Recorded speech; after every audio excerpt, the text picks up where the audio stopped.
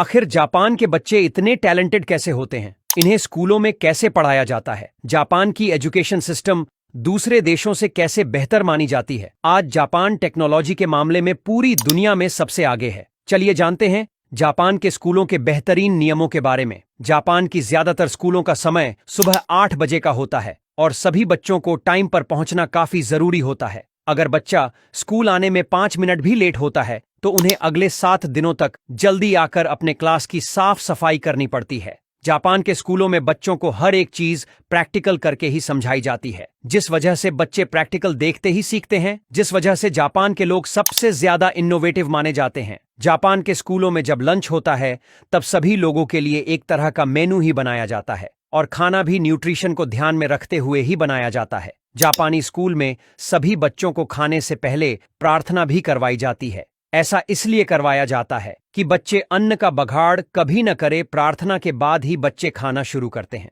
School के सभी teachers और प्रिंसिपल भी यही खाना खाते हैं। इससे बच्चों में पारिवारिक वैल्यू स्थापित होती है। खास बात तो यह है कि बच्चे जब खाना खा लें उसके बाद स्कूल को साफ करने के लिए कोई सफाई कर्मचारी नहीं होते, बल्कि स्कूल के सभी स्टूडेंट्स को मिलकर ही स्कूल की सफाई करनी होती है। औरतों और स्कूल के टीचर और प्रिंसिपल भी बच्चों के साथ स्कूल को साफ करते हैं। स्कूल के क्लास से लेकर बाथरूम तक सभी चीजें सब मिलकर साफ करते हैं। इस तरह जापान के बच्चे को बचपन से ही सफाई रखने की ट्रेनिंग दी जाती है। साथ ही बच्चों से सफाई इसलिए करवाई जाती है ताकि वो अपनी माता को घर साफ करने में मदद कर सके। स्कूल के टीचर और प्रिंसिपल भी बच्चों के साथ इसलिए काम करते हैं ताकि बच्चों को पता चल सके कि कोई काम छोटा नहीं होता। इसके अलावा जापानी स्कूलों में बच्चों को दूसरों से कैसे बात करें, लोगों का मान सम्मान कैसे रखे और अपने भगवान का आदर सत्कार कैसे रखे, वो सारी चीजें सही तरीके से सिखाया जाता है। जापान के स्कूलों में ही बड़ों के सामने झुकने का सिखाया जाता है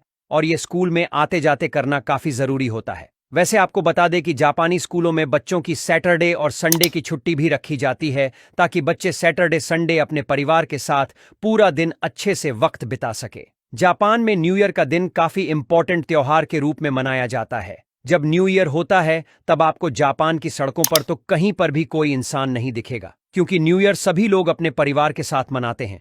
वहां के लोग मानते हैं कि परिवार ही जीवन का सबसे सुंदर उपहार है। जापान में बच्चों को कम उम्र से ही सभी का आदर, सत्कार और झुक के बात करने का सिखाया जाता है, जिस वजह से जापान में आपको सभी लोग सामने वाले से काफी आदर और सम्मान के साथ बात करते हुए नजर आएगा।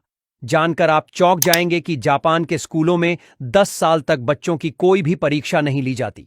इसके पीछे का कारण यह है कि जापान के स्कूलों में ज्ञान से ज्यादा सभ्यता सिखाना जरूरी समझा जाता है। जापानी लोगों का मानना है कि स्कूल के पहले कुछ सालों तक बच्चे के आईक्यू पर काफी ध्यान देना चाहिए, जिससे उनमें काफी संस्कार आए और अपनी जिंदगी काफी बेहतर तरीके से जी सके। आपको जापान के स्कूल के नियम कैसे लगे, हमें कमेंट करके जरूर बताएं।